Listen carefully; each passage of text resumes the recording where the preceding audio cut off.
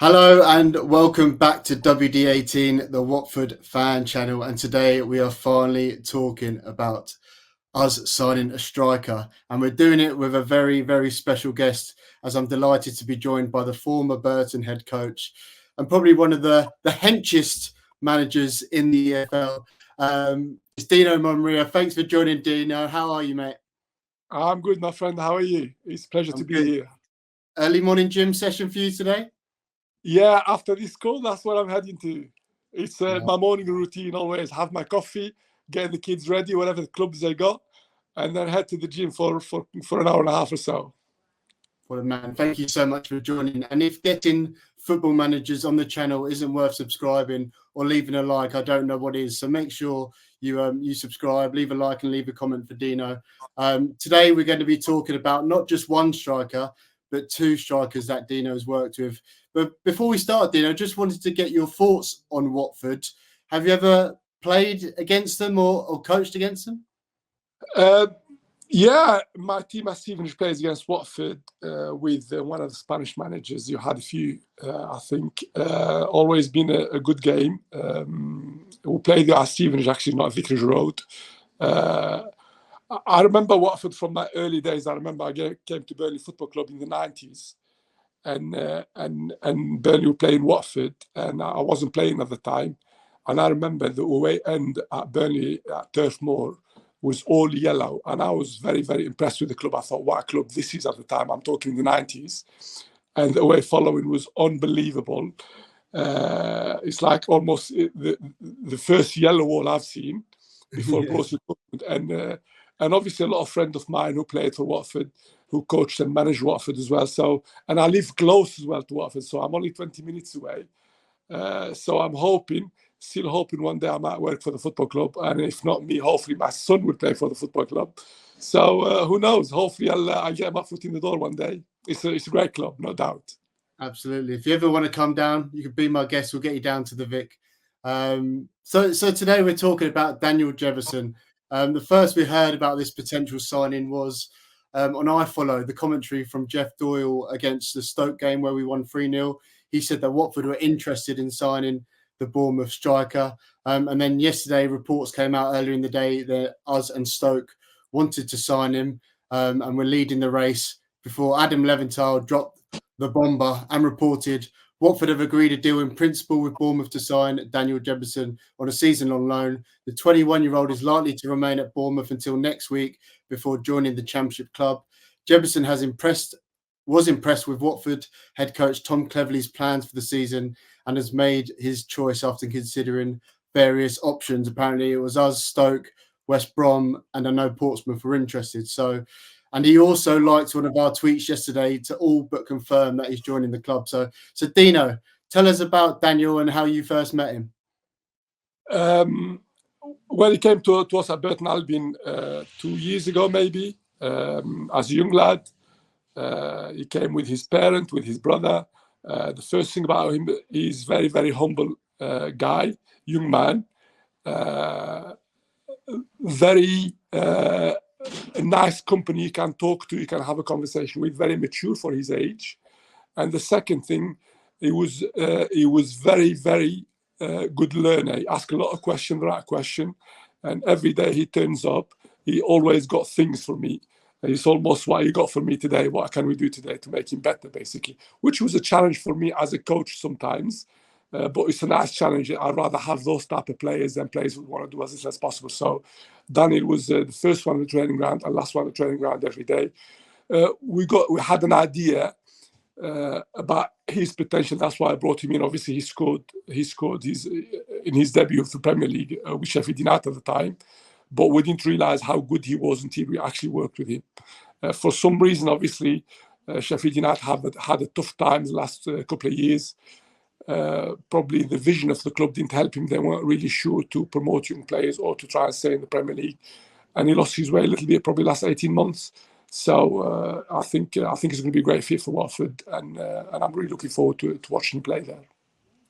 Right. Yeah, a little bit of background on Daniel. He was actually born in Canada until he was 13. He moved over to England and in particular Derby. And then he joined the Sheffield United Academy after impressing on a trial. I'm sure he was playing non-league before that, which kind of shows his journey a bit. He obviously made his way into the first team, and like Dino said, he's kind of, you guys might know him from scoring that goal in the Premier League. He still holds a record for the youngest player to score in his first start in the Premier League in that COVID season. And then the season after, when he was 18, he went to Burton. We wanted some pace. We wanted some energy in the team. And he was one of the best that we've seen in terms of under 23 football. We watched him before we signed him.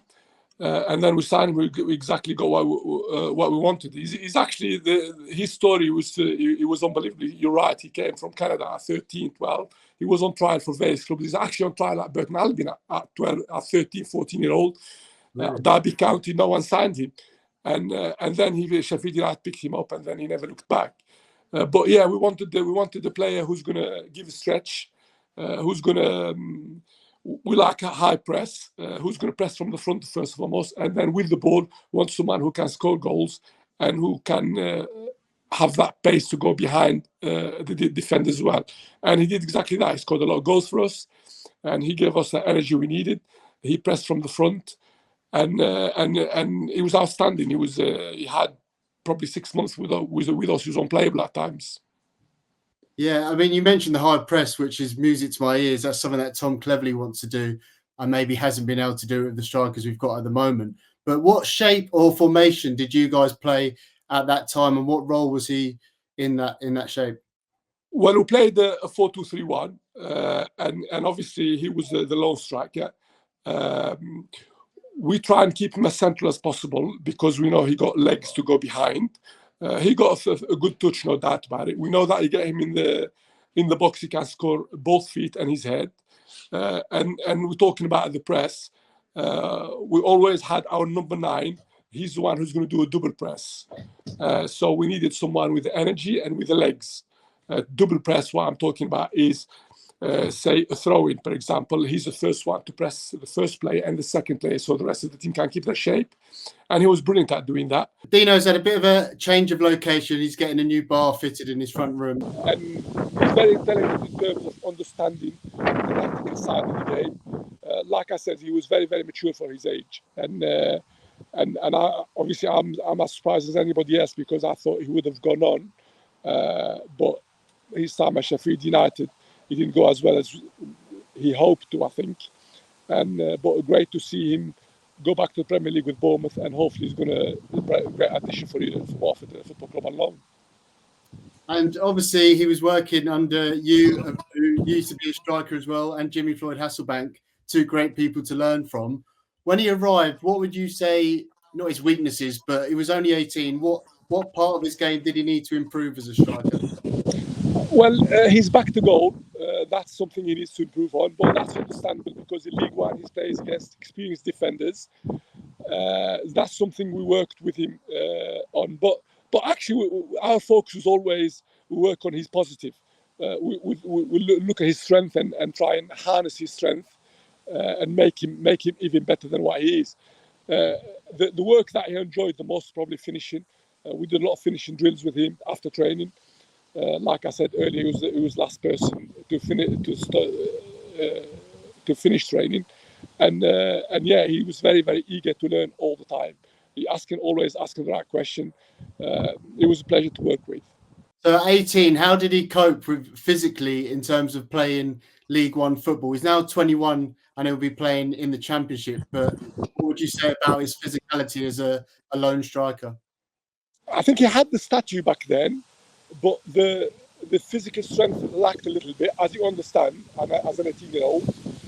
But I'm sure I've been obviously I kept in touch with him and I've been watching what he's been doing through the summer and everything else. He looked a lot stronger than how he was 2 years ago, and he was definitely going to be stronger anyway. So I wouldn't worry about his physical presence. I think he's 6'4", athletic, built like one of those 200-meter sprinters. He's very, very quick.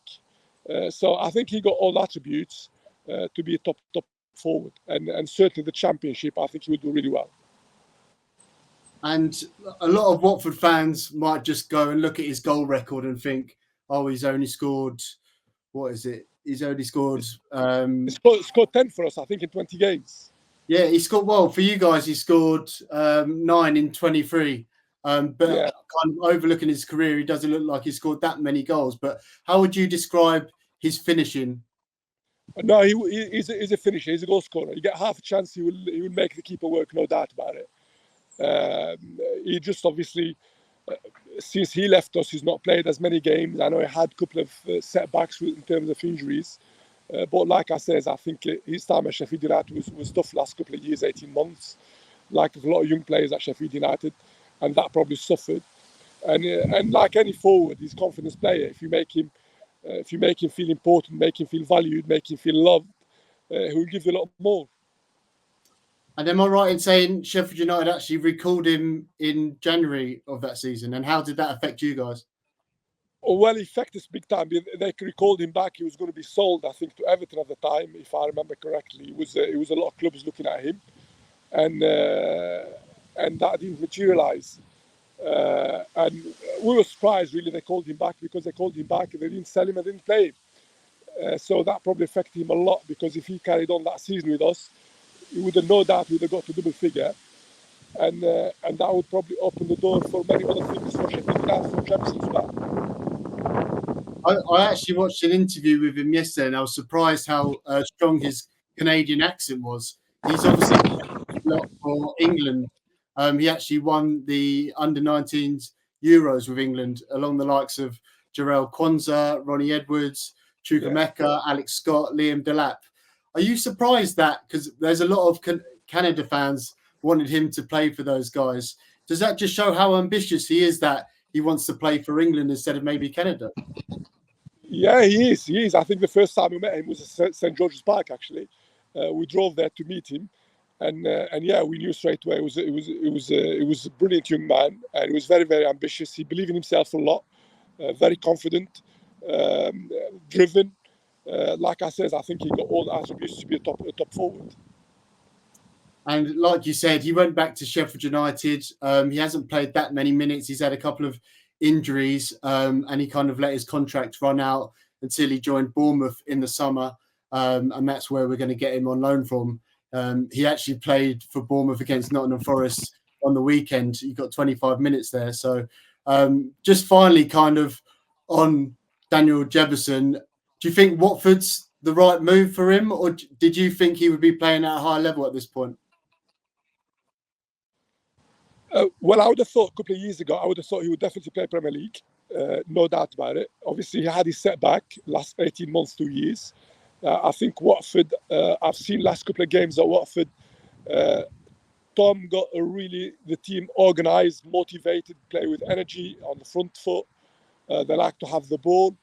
I think Jebbison will thrive in the way Watford play. They create a lot of chances. They score a lot of goals. You got a lot of pace in the team, something like Tom Cleverley looks like he likes in his forward lineup. I think Jebbison will give him that. I think Jebbison will fit in really well in Watford. Like I said, I think he's like any young forward, you need that confidence, and that confidence sometimes comes from the head coach. Got to believe in him, the coaching staff got to believe in him, and then that comes within as well, and from his teammates as well. I think if Watford can provide that platform for him, I think it's going to be a tremendous signing. Yeah, I'm really excited about him. It's just that missing piece, I feel, in our team, where he's just so dynamic and mobile across that front line, and his work out of possession will be really, really helpful, kind of running the channels, and just someone that one thing that when I looking at his clips was his positioning. He scores a lot of tap-ins, which yes. How is that something that you can coach a striker? Is that just kind of instinctive? Well, in his time with us, that's the things that probably worked on the most, because we know he got the willingness to run, the energy and the pace. We thought if we get him in the right position, try and stay in that middle of the goal, that 6 yard, just that second 6 yard box where all the goals will happen. And that's probably the biggest improvement that we made on him in terms of his positional when we have the ball in around the box. Absolutely. Thank you. Let's talk about another striker, Kwadwo Baah. Obviously, after my other favourite player. So, for people that don't know, Dino became the Burton head coach, and you signed Quandoo last season. Tell us why he's one of your favourite players. I love him. I love him as a person and as a player. I think he came to me broken last summer, I think this time. I remember he was a Rochdale, League One, and he was, I like those type of players. I always love those type of players. And always kept tabs on him. And he lost his way somewhere. I know Man City want to sign him, and then Watford end up signing for a lot of money. Then end up going to Germany, not playing. He's like lost his way a little bit. And I remember I got in touch with Watford, and I've got in touch with his agent. He came over to Burton. We had a chat, and I loved him as a person. He was a very happy kid. He was always smiling.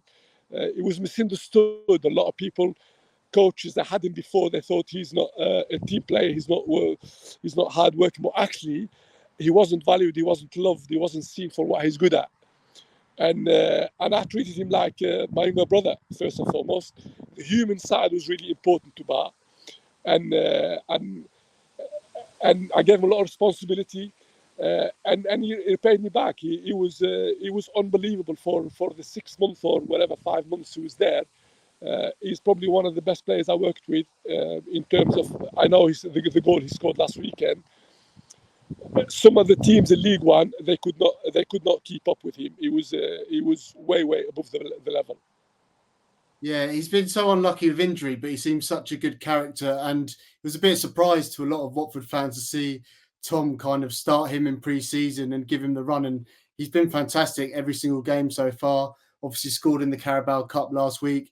He came on and made an impact on Saturday. Should have had a penalty, but tell us kind of what his biggest strengths are and kind of how good he was for you at Burton at the first part of last season. Well, the only thing I used to tell him is don't pass the ball, take the ball and take people on. Run at people and get your shots away. That's the only thing I need from you. Stay wide, we get the ball to you, and then you go and do your things. That's the only thing that the biggest thing, and I think Tom is getting it there at Watford. He needs some love, KB. He needs someone to believe in him, people to believe in him. He needs to be treated the right way, like a lot of those players, because the modern players now, they're not interested in how much the tactical side of the game for you as a head coach. They want to know how much you value them as people first and foremost, and then that's the best way to get the best out of them. I think Tom is getting that from him. Because I've seen the clips that you're talking about, and great to see him as well. Great to see him playing. I met him in the summer, KB in London. I just bumped into him, and we had a big hug. And I was wishing him all the best. And I was hoping whoever's coming to Watford is going to give him that chance because he needs that. If he gets the chance he deserves, I think he'll be a great asset to Watford because I truly believe he can play in the Premier League. Well, what do you think his best positions is? Because he did play with as a front two in pre-season in a kind of 3-5-2, but I kind of what you're saying. Do you think he's better as a wide person, taking on his man? He's a Doku. You know the Manchester City Doku. That's why you got to keep him wide. For me, anyway, I know whatever Tom is looking at. I know what for trying to play him forward before. For me, he's a modern winger, wide player. Get him on the right, on the left. Probably the right for him to cut inside with the right foot, but he can use his left as well. I played him in both flanks, but I kept him very, very wide to try and create a 1v1 with any defenders because he can beat anybody he plays against, and there is no doubt about that. He's not just quick, he's powerful as well with the ball, and technically he's very good. He can strike the ball really well. Like I said, I think people look at Pep and Simon Doku and the revelation he's been at Man City. I think KB can exactly be that type of player. And he's obviously the same age as Daniel Jebbison as well, 21-year-old. It's hard to compare players, but do you think one's kind of a level above or one's got a higher ceiling, or do you think both of them, obviously they've had kind of a difficult start to their career and they're different players? No, I think they're both the same level. I think they just need to get given that chance.